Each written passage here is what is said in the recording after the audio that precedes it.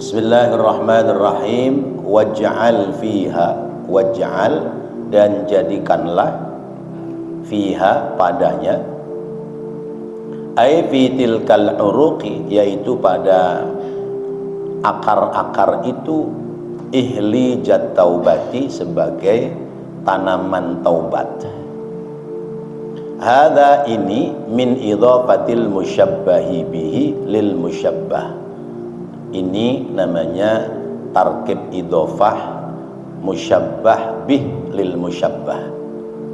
Ai yakni ij'alit taubata al musyabbihata bil ihliji, yaitu jadikanlah taubat itu serupa dengan tumbuh-tumbuhan, tanam-tanaman. Fi anna kullan, pada bahwasanya tiap-tiap tumbuhan itu yadhabu keluar al-wasakho kotoran, fal ihliju yadhabu wasakhol batoni, maka tumbuh-tumbuhan itu mengeluarkan kotoran batin. Wa taubatu, dan taubat itu tudhibudz dzunuba, bisa mengeluarkan, menghilangkan dosa.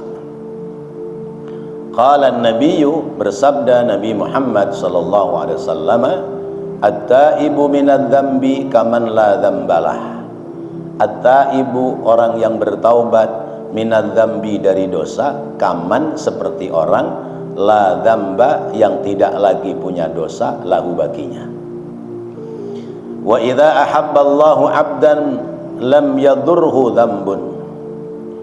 Dan apabila Allah mencintai seorang hamba, lam yadurhu, tidak akan mencelakai kepadanya, dzambun, satu dosa. Watrahu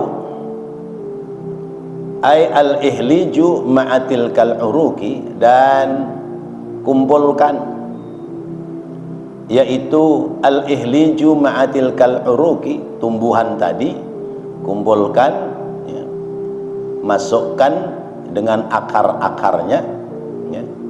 Masukkan kemana? Fi habunir ridho, pada lumpangnya keridhaan, lumpangnya keridhaan. Ay fir ridho asyabihi bil mahrasi, yaitu pada keridhaan yang diserupakan dengan lumpang. Fi anna kullan yadukku fihi, atas bahwasanya tiap-tiap yang dimasukkan ke dalam lumpang, yadukku fihi, akan ditumbuk padanya. Ya, paham nggak nih lumpang? Lumpang itu temennya apa?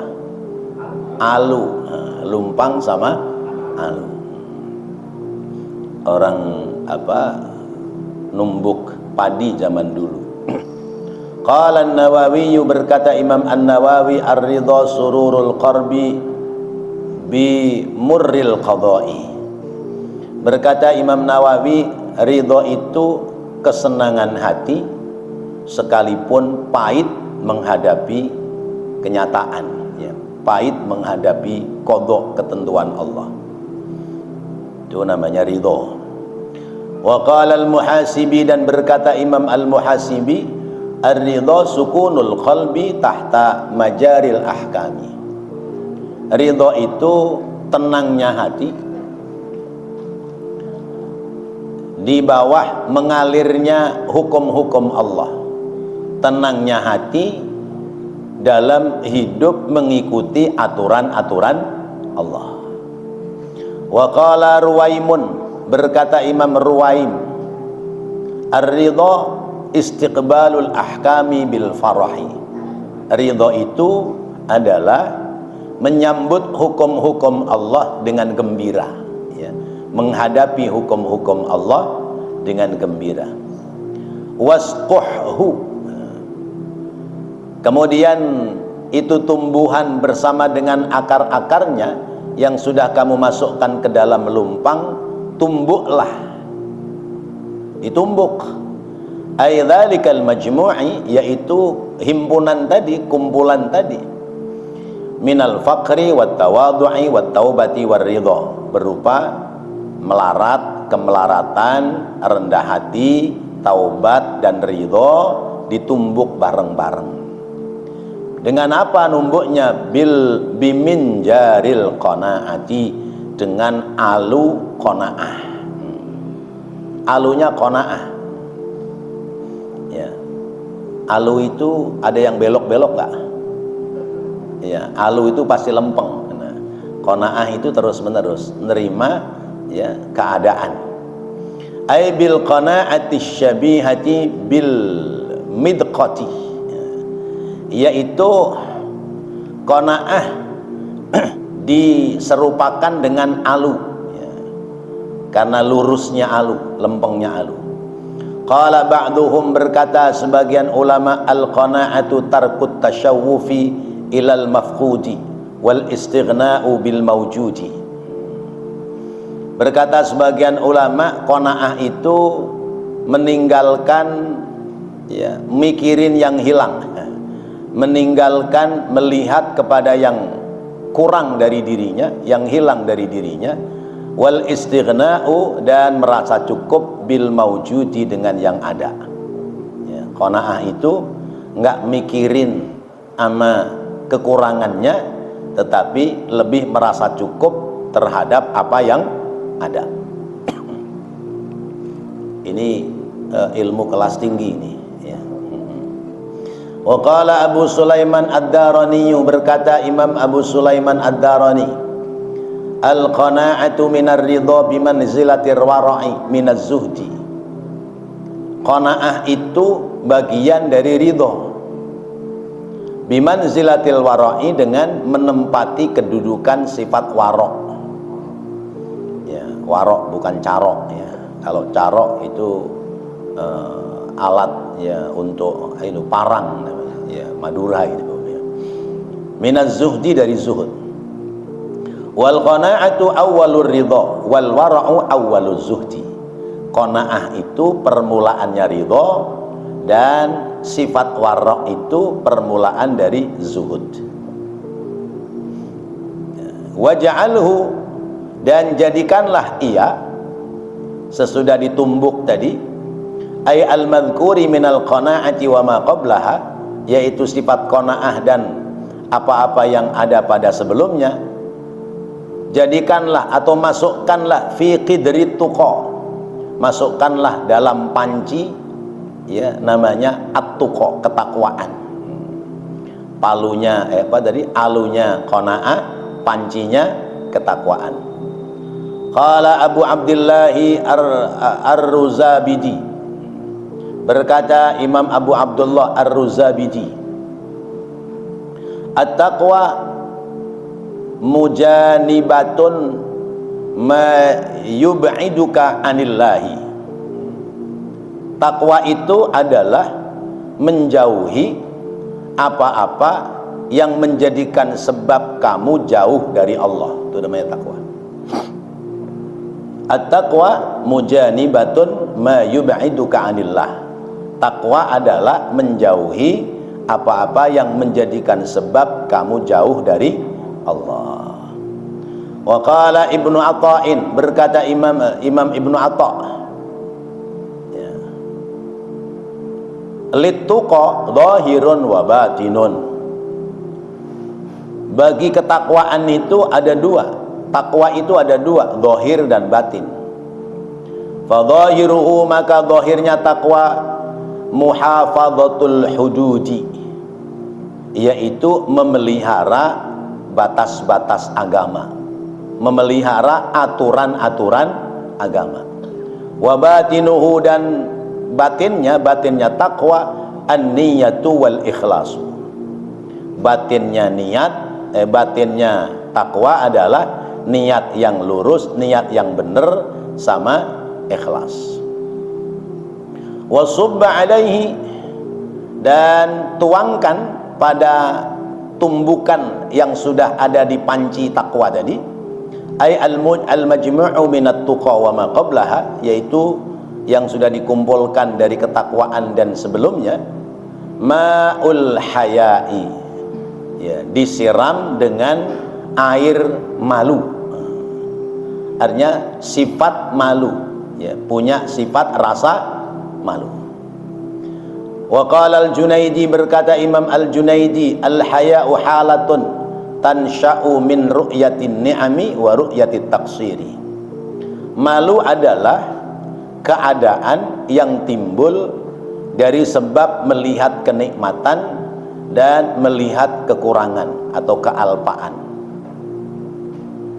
Wa qala Dhunnun al-Misri, berkata Imam Dhunnun al-Misri, al-haya'u wujudul haibati fil qalbi wa khasyati ma sabaqa minka ila rabbika. Malu adalah wujud yang dahsyat, ya, wujud yang nyata, yang hebat, ya, yang ada dalam hati, ya, dengan disertai rasa takut ma sabaqa minka, apa-apa yang sudah terlewati daripadamu, ila rabbika, kepada Tuhanmu. Wa lihi ay ighlil ma fil qidri minal ma'i wa ma ma'ahu, ya, rebuslah, ya, dengan air tadi, ya, air malu tadi, ya, dengan rebusan yang masuk dalam kidir, dalam panci, minal ma'i wa ma ma'ahu, berupa air malu dan apa-apa yang ada di sana. Apinya apa? Binaril mahabbati, dengan api kecintaan kepada Allah. Nah, ini enggak cukup kalau dibaca semua. Baik Bapak dan Ibu yang dirahmati Allah, ini lanjutan dari makalah yang ke-16, ya, dari bab musyari. Untuk memahamkan kembali bahwa ada dokter terkenal, ya. Dokter terkenal itu sedang ditunggui oleh pasien-pasiennya. Pasiennya pada bawa air. Ada anak muda datang, Pak dokter, sampean bisa ngobatin penyakit saya enggak? Penyakitnya apa? Yaitu da'udz dzunub wa mardal qulub. Penyakitnya adalah senang berbuat dosa sama punya penyakit hati. Ya. Pak dokter, saya punya penyakit dua, ya.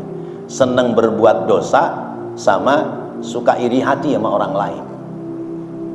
Ya, hati saya kena penyakit. Lalu kata dokter, bisa. Ya. Syaratnya bagaimana? Ambil akar-akaran pohon, ya, 10 macam akar-akaran pohon, ya. Di antaranya ambil 2 dulu, akar pohon melarat sama akar pohon tawadu. Ada nggak pohon melarat? Iya. Ya, ambil akar syajaratul fakri wa uruqi syajaratit tawadu, ya. Akar pohon melarat sama akar pohon tawadu. Nah, kalau sudah ketemu, nah ini baru lanjut ke sini, ya. Jadikan 2 itu, ya, 2 akar itu, ya, dicampur dengan ihlijut taubah, tanaman taubat. Kalau sudah ketemu tanaman taubat, kemudian masukkan ke dalam melumpang, lalu kemudian kamu tumbuk, ya. Ditumbuk dengan alu. Alunya adalah qanaah. Kalau sudah lembut, ya, kalau sudah lembut itu tanaman tanaman yang akar-akaran yang ditumbuk dengan pohon pohon taubat, ya. Lalu sesudah itu, kalau sudah lembut, tuangkan di dalam panci. Pancinya mereknya Taqwa. Kalau sudah dituangkan di dalam panci, ya, dicampur dengan air haya, ya, air rasa malu. Kalau sudah dicampur dengan air rasa malu, nanti direbus dengan air cinta. Nah, ini kan ilmu kelas tinggi, ya, Masya Allah. Ini kalau nggak dijabarkan kan repot, ya. Ya, seperti orang Jawa, ya, datang kepada guru dinasehati. Nasihatnya, guru, kalau saya ingin hidup selamat, syaratnya apa?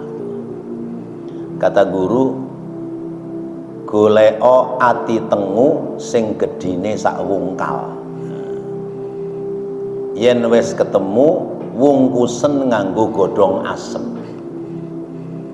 Yen wis mbok wungkus nganggo godhong asem, tuli biti ngono nganggo alu. Ya. Coba masuk akal nggak? Ya, suruh ati tengu gedenya sewungkal, seasahan. Tengu binatang gede apa kecil? Kecil, iya. Nyari yang hatinya segede wungkal, nggak ada, iya. Terus dibungkus dengan daun asem. Nah, segede apa daun asem? Kecil-kecil, iya. Lalu ditusuk lidi itu bungkusannya dengan alu, ya. Masya Allah, kan susah ini. Kalau nggak diterjemahkan nggak paham. Ati tengu, ya. Wong urip kudu sing ati. Carane piye? Caranya gimana? Peteng-peteng kudu wis wungu, ya. Ya, waktu gelap sudah bangun malam, ya, mendekatkan diri kepada Allah. Kalau sudah ketemu, ya, cari hati tengu yang gedenya seasahan. Kenapa kok pakai wungkal, ya, asahan? Karena batu asahan itu keras. Artinya kalau kamu ingin bisa bangun malam mendekatkan diri kepada Allah, itu kamu harus keras dengan nafsumu. Nafsumu harus kamu lawan. Bener nggak? Kita mau bangun malam, udah masang alarm, jam 3 udah dibunyiin alarm, jam 3 bunyi, ya, trinding, bangun apa enggak? Bangun, matiin alarm, terus turu meneh, tidur lagi. Akhirnya subuhnya kelewat, ya. Ya. Maka wungkal, ya, niat yang kuat, ya. Terus kenapa bungkusnya pakai daun asem? Ya. Karena pohon asem itu semuanya asem, ya. Akarnya akar pohon asem, pohonnya pohon asem, rantingnya, cabangnya ranting cabang asem, daunnya asem, buahnya asem, nggak berubah. Coba kalau pisang, ya, akarnya apa? Akar pisang jenenge embuh, serang ngerti. Tahu ya. Nah, pohonan pisang namanya gedebong, ya, gedebong. Daunnya, ya, daunnya, wadahnya daun itu pelapa, daunnya godong daun. Terus kembangnya namanya ontong, jantung, ya. Buahnya namanya pisang. Itu beda-beda, ya, beda-beda. Akar, pohon, daun, kembang sama buahnya namanya beda-beda. Coba kalau asem, semuanya asem, ya. Semuanya asem. Mana yang punya asem cuman orang Jawa lagi, ya. Ada nggak asem Sunda? Adanya asem Jawa. Kambing, adanya kambing, ada kambing Sunda.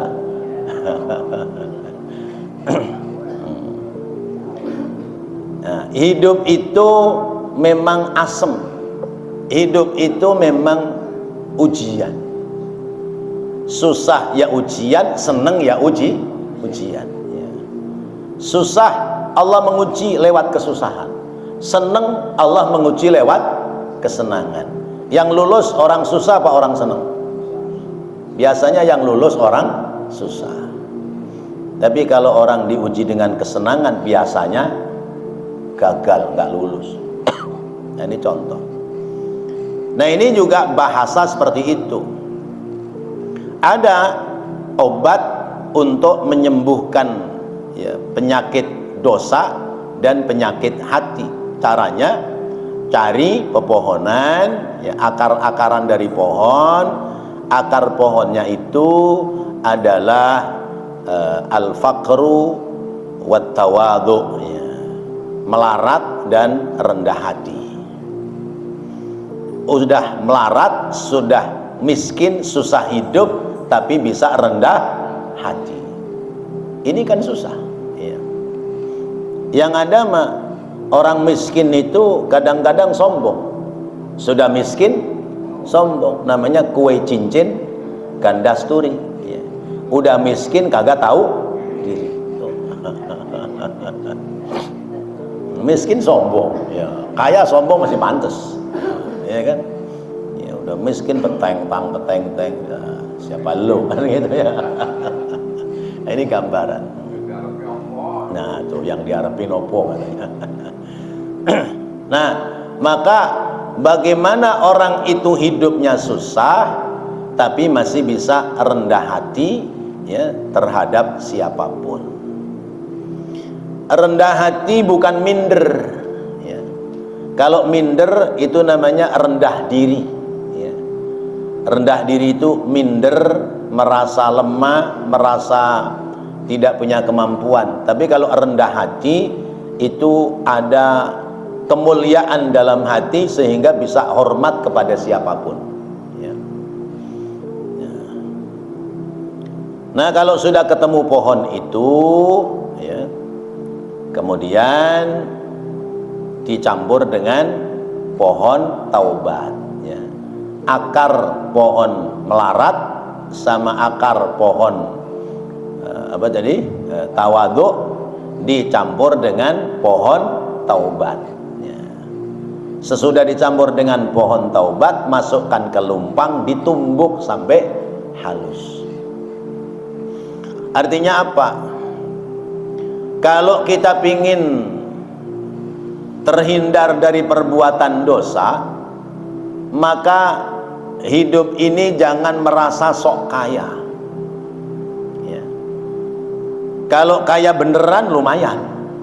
Nah, yang repot itu orang sok kaya, sesungguhnya tidak kaya tapi gayanya kayak orang kaya, ya.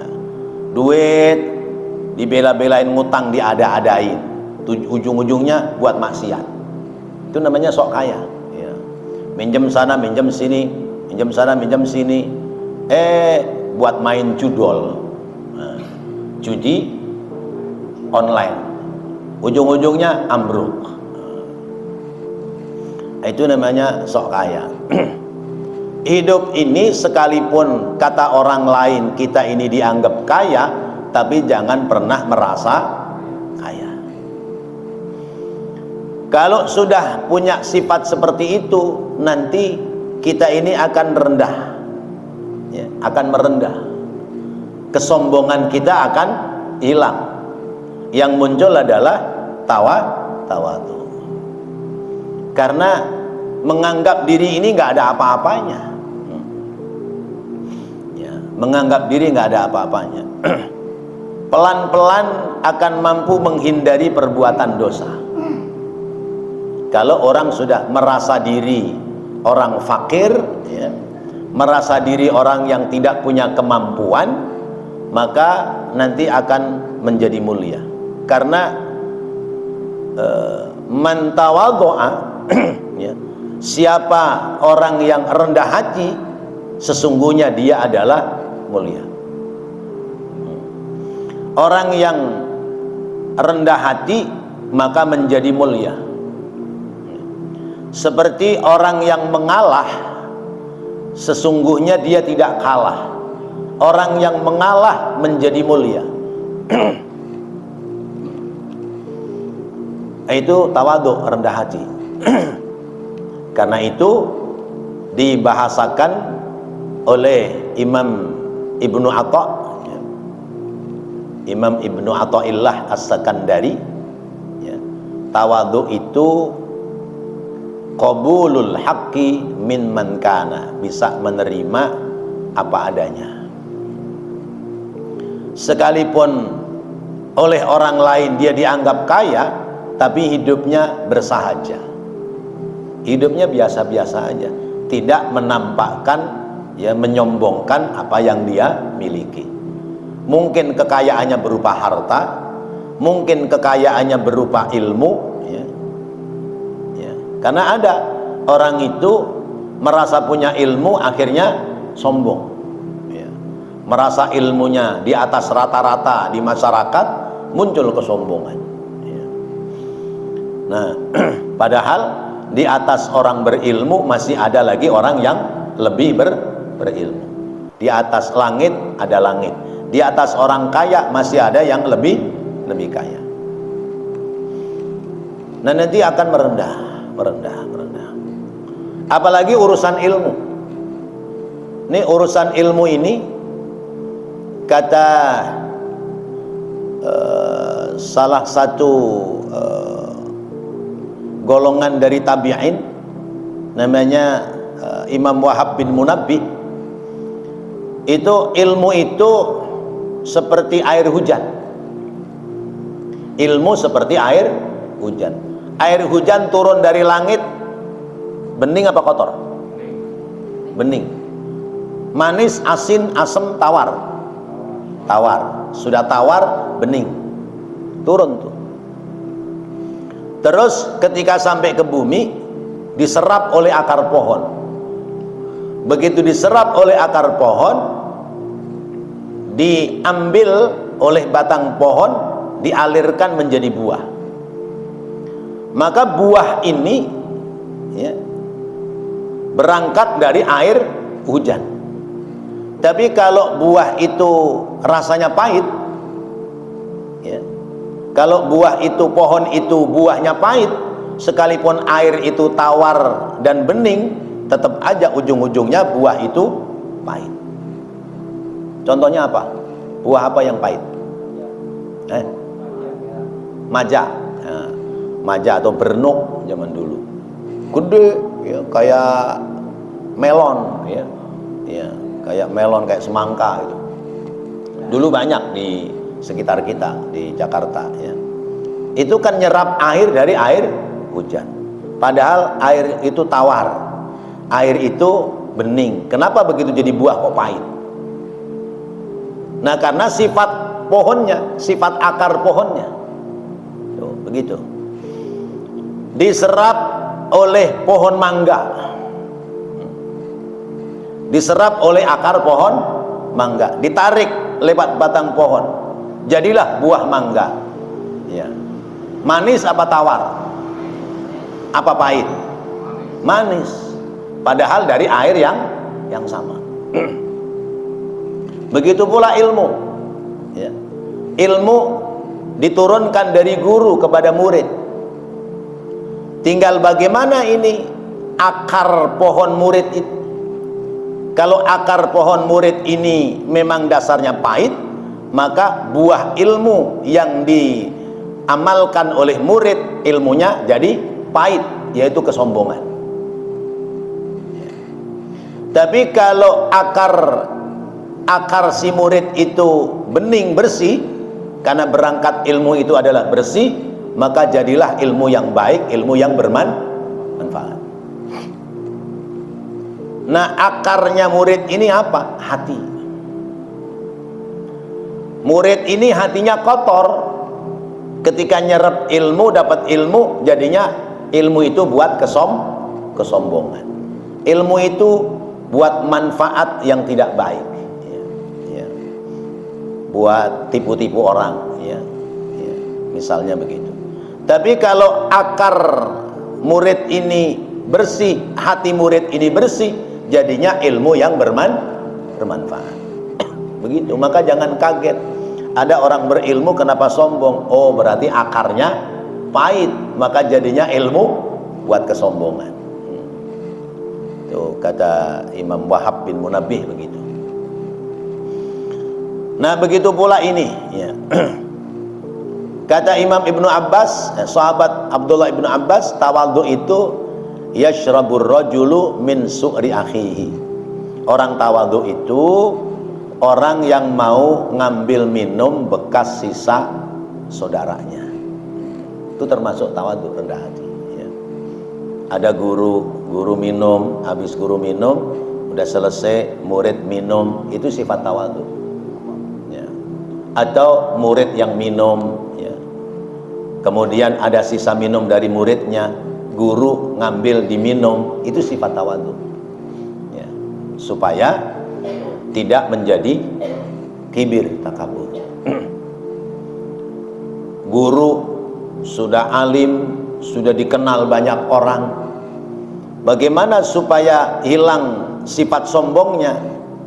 Mau ke warung, makan di warung, itu cara menghilangkan sifat kesombongan ya. Ya, bukan hina amat tuh guru ya, makan sih di warung ya. Hina itu makan di warung kalau ngabu bohongin ya. Makan tempe 3 bilangnya 1, nah itu baru buruk ya. Tempe goreng makan 3 ya, ngomongnya 1, nah itu buruk. Atau sudah level guru, sudah level dikenal orang alim, tapi masih mau belanja sendiri ke pasar, beli apa. Nah, ini sifat tawadhu, membuang sifat kesombongan. Ya. Guru sekalipun ada santrinya bawain tas tapi direbut, jangan, biarin saya bawa sendiri. Nah, itu cara supaya hilang sifat kesombongan. Itu caranya begitu. Ada saya punya guru, itu kalau malam-malam orang sepi pada tidur, beliau keluar dari rumah bawa sapu, bawa pengki, bawa wadah sampah gitu, masuk ke masjid, sapuin masjid, bersihin masjid ya. Pagi-pagi subuh orang pada kaget, nih siapa yang bersihin? Malam isya aja masih pada kotor ya, debu masih banyak kok bersih. Semalam saya lihat Pak Kiai bersih-bersih ini masjid, ya Allah. Nah, ini cara supaya hilang sifat kibir ya, menjadi rendah hati. Sudah masuk waktu asar ya, guru ngajar, begitu masuk waktu asar nggak nunggu orang lain ya, ambil aja mic, dia azan.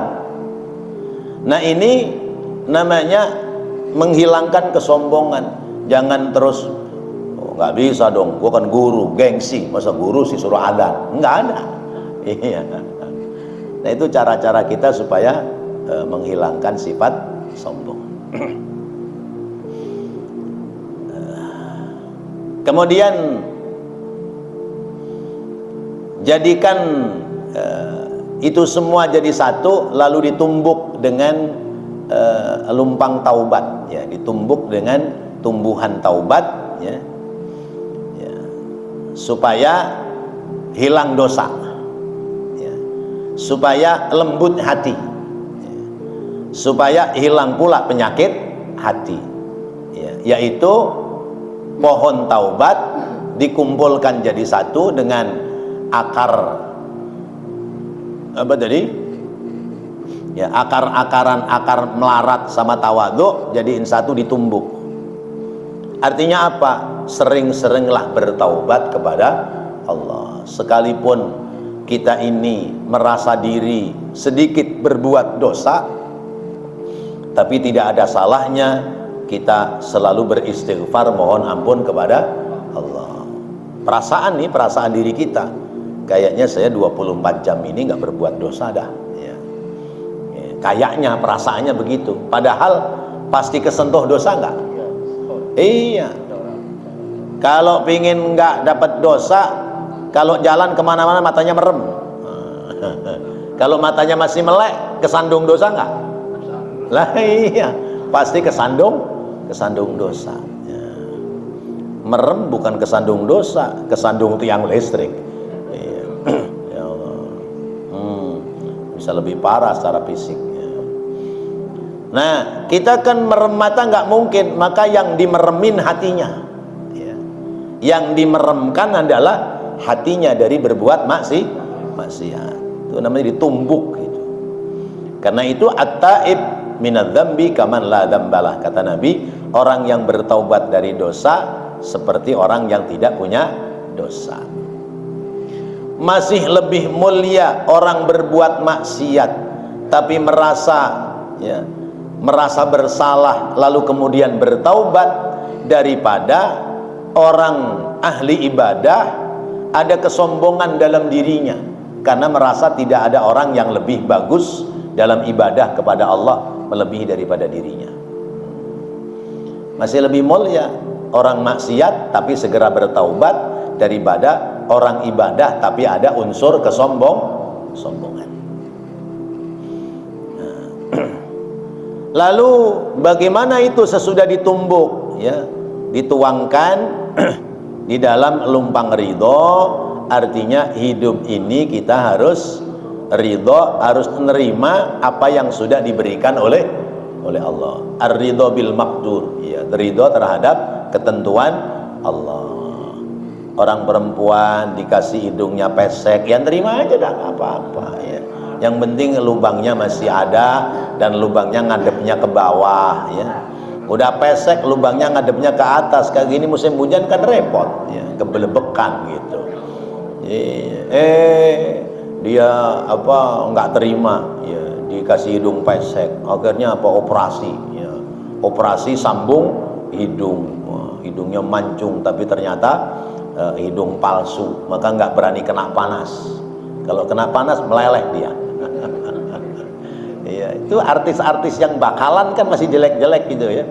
Artis-artis yang baru-baru ya naik, ya, itu masih jelek, tapi ntar lama-lama tambah cakep, karena banyak permakan, ya, banyak dipermak.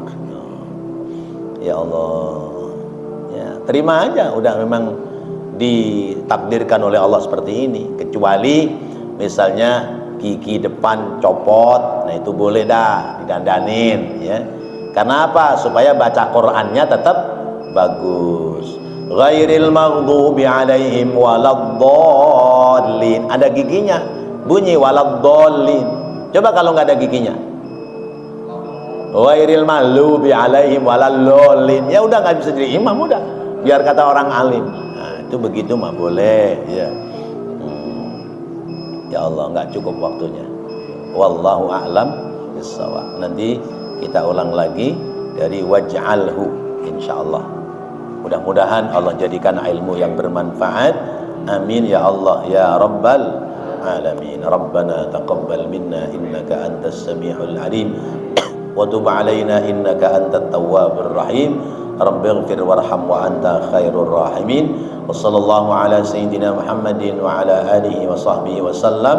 Walhamdulillahi rabbil alamin. Wassalamu alaikum warahmatullahi wabarakatuh.